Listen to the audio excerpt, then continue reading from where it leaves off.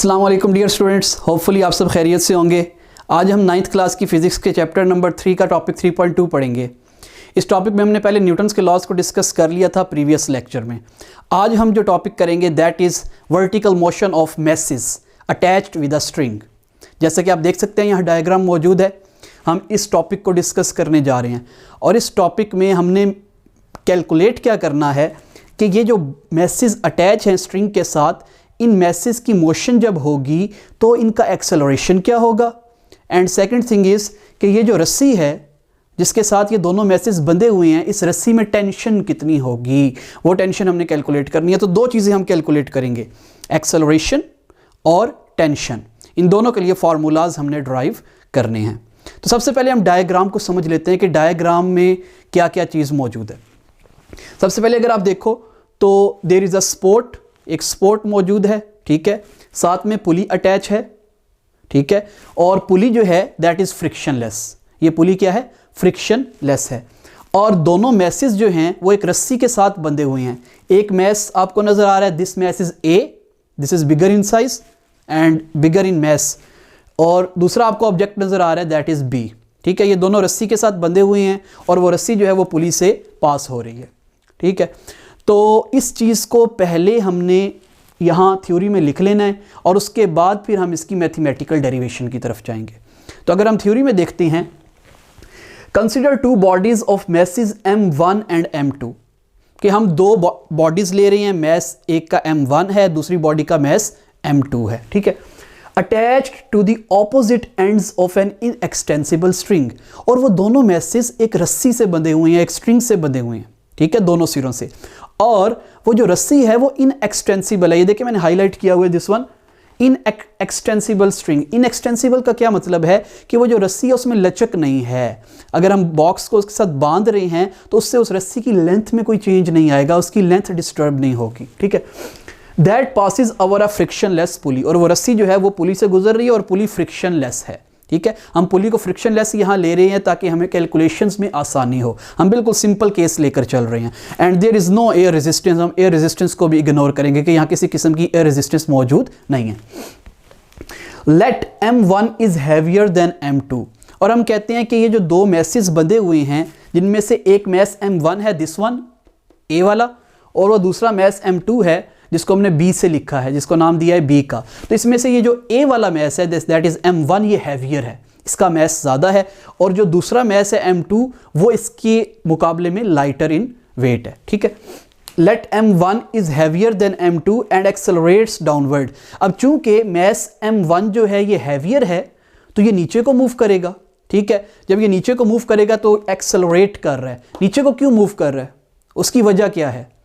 ये हमने जब रस्सी के साथ बांध दिया दोनों मैसेज को तो ये स्टिल क्यों नहीं खड़े हो गए? उसका पहला रीज़न तो ये है कि हमारे पास इन दोनों मैसेज में डिफरेंस है, एक मैस ज़्यादा है और दूसरा मैस कम है। The other reason is the force of gravity.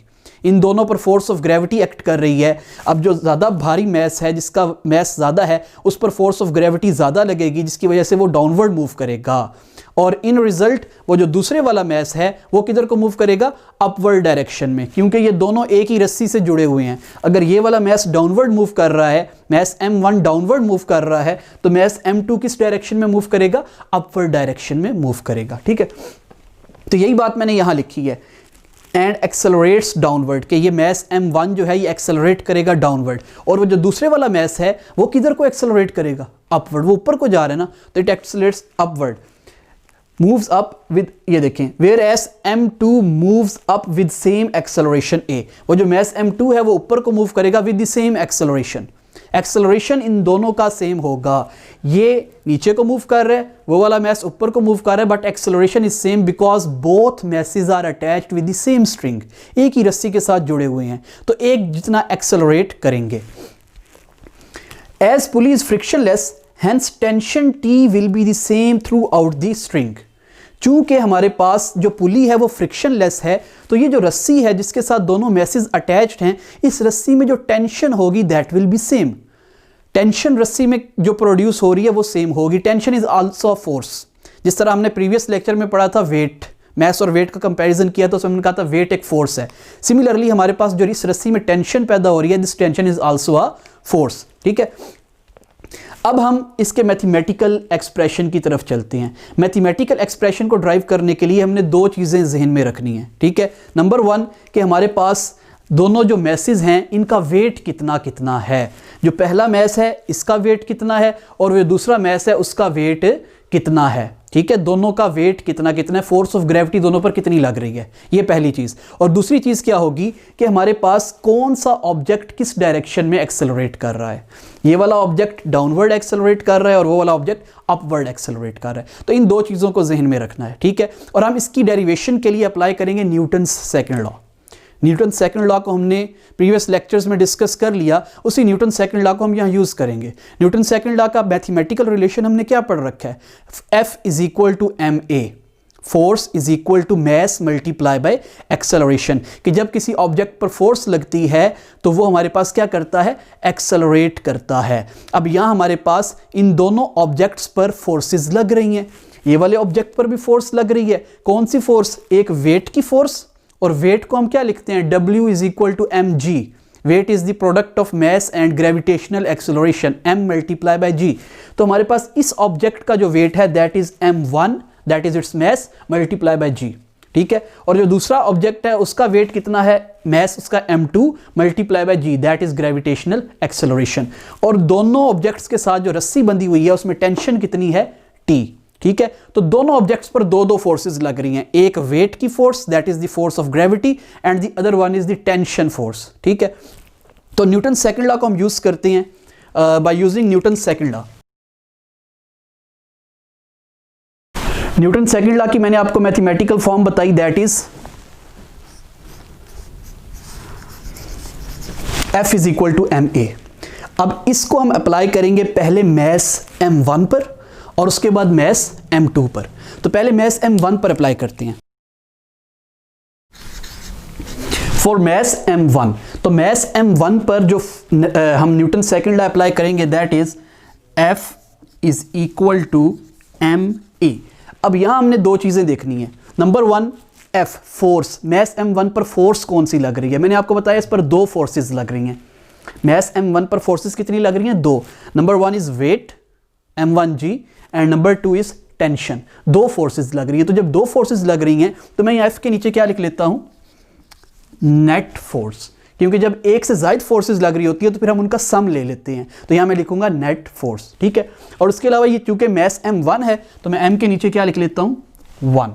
और एक्सेलरेशन जैसे वहां हमने लिखा a, तो यहां भी हम एक्सेलरेशन क्या लिख रहे हैं, a, राइट। अब यहां नेट फोर्स की जगह में वो दोनों फोर्सेस पुट कर देता हूं, ठीक है।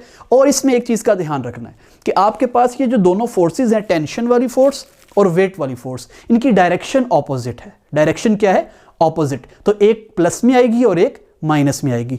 चूंकि ये मैस डाउनवर्ड डायरेक्शन में मूव कर रहा है, इसका मतलब है वेट वाली फोर्स डोमिनेट कर रही है। वेट वाली फोर्स डोमिनेट कर रही है जिसकी वजह से ये मैस नीचे को मूव कर रहा है। तो हम वेट वाली फोर्स को पहले ले लेंगे प्लस में और उसमें से टेंशन को क्या कर देंगे, minus. m1g minus t is equal to m1a, ठीक है। m1g minus t is equal to m1a, right. अब इसको आप नाम दे दें, इसको कह दें equation 1, call it equation number 1। अब हम बात कर लेंगे दूसरे मैस की। पहले हमने लिखा फॉर मैस m1, अब हम क्या लिखेंगे, फॉर मैस m2। अब m2 मैथ्स की बात करते हैं, दोबारा से न्यूटन सेकंड लॉ को अप्लाई करते हैं। F net is equal to ma, ठीक है। और ये चूंकि मैस m2 है तो m के साथ हम क्या लिख लेंगे, 2, m2। और एक्सेलरेशन इज सेम, दोनों का एक्सेलरेशन हमने a लिखा क्योंकि दोनों एक ही रस्सी से जुड़े हुए हैं, तो एक्सेलरेशन को a हम लिखेंगे यहां भी। अब दूसरे मैस पर जो फोर्सेस लग रही हैं, जैसे पहले मैस पर दो फोर्सेस लग रही थी, दूसरे मैस पर भी दो फोर्सेस लग रही हैं। इसका वेट m2g और इसमें जो रस्सी में टेंशन है दैट इज T। अब ये वाला मैस ऊपर को मूव कर रहा है, इसका मतलब है टेंशन की फोर्स डोमिनेट कर रही है वेट की फोर्स पर। तो हम टेंशन को पहले लिखेंगे और वेट को उसमें से माइनस करेंगे। T minus m2g is equal to m2a, call it equation number 2। इसको हमने नाम दे दिया इक्वेशन 2 का, ठीक है। अब ये हमारे पास दो इक्वेशंस आ गई हैं। अब आगे मैथमेटिक्स है। आगे सिंपल मैथमेटिक्स है, हमने जो चीज़ें समझनी थी यहाँ से वो हमने समझ ली हैं। अब हमने अपना एंड रिजल्ट निकालना है, that is to drive acceleration and to drive tension. Tension और एक्सेलरेशन का फार्मूला हमें चाहिए। दो इक्वेशंस आ गई हैं, इन दोनों इक्वेशंस को सिंप्लीफाई करते हुए हम एक्सेलरेशन भी कैलकुलेट कर सकते हैं और हम टेंशन को भी कैलकुलेट कर सकते हैं। ठीक है, तो सबसे पहले हम क्या करते हैं, हम कहते हैं by adding these two equations, इन दोनों इक्वेशंस को आपस में ऐड कर देते हैं। उससे होगा क्या, यहाँ आप देख सकते हो इस इक्वेशन में टेंशन के साथ माइनस का साइन आ रहा है, इधर प्लस है, तो ये आपस में कैंसिल हो जाएगी, टेंशन एलिमिनेट हो जाएगी और हमारे पास जो एक्सेलरेशन है उसका हम रिजल्ट जो है वो निकाल सकेंगे। तो adding both equations A and B, adding equation 1 and 2, दोनों इक्वेशंस को ऐड कर देते हैं। तो पहले मैं इसकी इक्वेशन 1 की लेफ्ट साइड लिख लेता हूं, m1g माइनस टी, और इसमें ऐड करनी है इक्वेशन 2 की left side, plus T minus m2g is equal to equation 1 की right side m1a plus equation 2 की राइट साइड m2a। अब यहां से हमारे पास जो टेंशन है प्लस और माइनस, ये आपस में क्या हो जाएगी, कैंसिल। ठीक है, बाकी हमारे पास जो टर्म बचेगी यहां से m1g माइनस m2g। ठीक है, और राइट साइड पर अगर आप देखो इन दोनों में से एक्सेलरेशन क्या आ रहा है, कॉमन। ठीक है, तो एक्सेलरेशन को कॉमन ले लेंगे, m1 plus m2 acceleration is common. तो जब एक्सेलरेशन को हमने कॉमन ले लिया है, अब ये हमारे पास m1 प्लस m2 यहां मल्टीप्लाई हो रहा है, इस तरफ आकर क्या हो जाएगा, डिवाइड। तो हमारे पास एक्सेलरेशन का फॉर्मूला निकल आएगा, acceleration is equal to m1g minus m2g divided by m1 plus m2। ये हमारे पास किसका रिलेशन आ गया, एक्सेलरेशन का। ठीक है, अब दूसरा हमें किसका रिलेशन चाहिए, टेंशन का। ठीक है, तो वो रिलेशन निकालने के लिए हम इन्हीं दोनों इक्वेशंस को इस्तेमाल करेंगे। इस दफ़ा हम इनको डिवाइड कर देंगे, पहले हमने ऐड किया था आपस में, अब इनको क्या कर लेते हैं, डिवाइड। इक्वेशन 2 को इक्वेशन 1 से डिवाइड कर लेते हैं, डिवाइडिंग इक्वेशन 2 बाय 1। तो मैं पहले इक्वेशन 2 लिख लेता हूं और उसको इक्वेशन 1 से डिवाइड कर देता हूं। मैंने इन दोनों इक्वेशंस को आपस में डिवाइड कर दिया, इससे क्या फायदा हुआ, एक्सेलरेशन एलिमिनेट हो जाएगा, एक्सेलरेशन कैंसिल हो जाएगा, ए से क्या हो गया, कैंसिल। अब हम इन दोनों की क्रॉस मल्टीप्लिकेशन करवा लें, मैथमेटिक्स में आप क्रॉस मल्टीप्लिकेशन पढ़ते हैं। ये m1 इधर आकर इससे मल्टीप्लाई होगा, m1 into T minus m2g is equal to m2 into m1g minus T, cross multiplication. अब ये m1 अंदर दोनों से मल्टीप्लाई होगा और इसी तरह m2 भी वहां ब्रैकेट में दोनों टर्म से क्या हो जाएगा, मल्टीप्लाई। तो ये हमारे पास आ गया। अब इसको हमने रीअरेंज कर लेना, क्योंकि हमने टेंशन कैलकुलेट करनी है, तो टेंशन को एक साइड पर, टेंशन वाली टर्म्स को एक साइड पर ले जाते हैं और उसके बिना वाली टर्म्स को दूसरी साइड पर। तो हम यहाँ से क्या करते हैं, राइट साइड से जो m2t है वो माइनस हो रहा है वहाँ, यहाँ आकर क्या हो जाएगा, लेफ्ट साइड पर प्लस, और सिमिलरली यहाँ से ये टर्म उधर जाकर प्लस कर देते हैं, वो इधर आके प्लस हो जाएगा, plus m2t is equal to m1 m2g, ये माइनस वाली टर्म उधर जाकर क्या हो जाएगी, प्लस। अब जरा गौर कीजिएगा, राइट साइड पर दोनों टर्म सेम है, m1 m2g plus m1 m2g। जब दोनों टर्म सेम है तो हम किस तरह ऐड करेंगे, जिस तरह आप सिंपल मैथमेटिक्स में करते हैं x प्लस x, तो वो क्या बन जाता है, 2x। इसी तरह m1 m2g plus m1 m2g, तो इसके साथ क्या आ जाएगा, 2m1 m2g।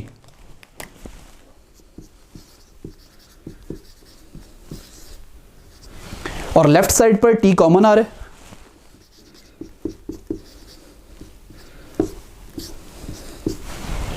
अब चूंकि हमने t फाइंड करना है तो m1 प्लस m2 को दूसरी तरफ जाकर क्या कर देंगे, डिवाइड।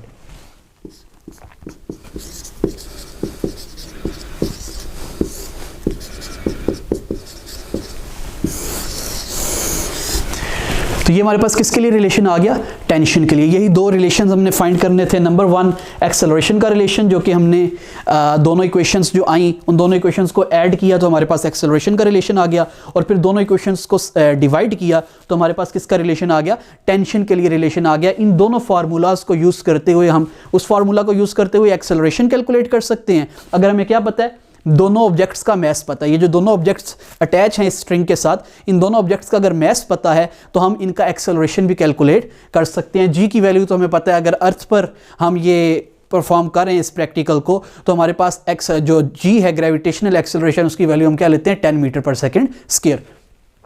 और इसी तरह इस रिलेशन में हम टेंशन कैलकुलेट कर सकते हैं अगर हमें m1 और m2 का पता है, क्योंकि इस फार्मूला में भी m1 और m2 है, बाकी g की वैल्यू 10। ठीक है, अच्छा यहाँ आखिरी बात अब मैं आपको बता दूं कि ये जो हमारे पास डायग्राम मौजूद है, ठीक है, दो मैसेज अटैच्ड हैं स्ट्रिंग के साथ, passing over a pulley that is frictionless. इस मशीन को हम एक नाम भी देते हैं, it is named as Atwood machine. इसको हम एटवुड मशीन भी कहते हैं। क्यों कहते हैं, इसको ये नाम क्यों दिया हुआ है एटवुड मशीन का, इसकी मदद से हम ग्रेविटेशनल एक्सेलरेशन कैलकुलेट कर सकते हैं।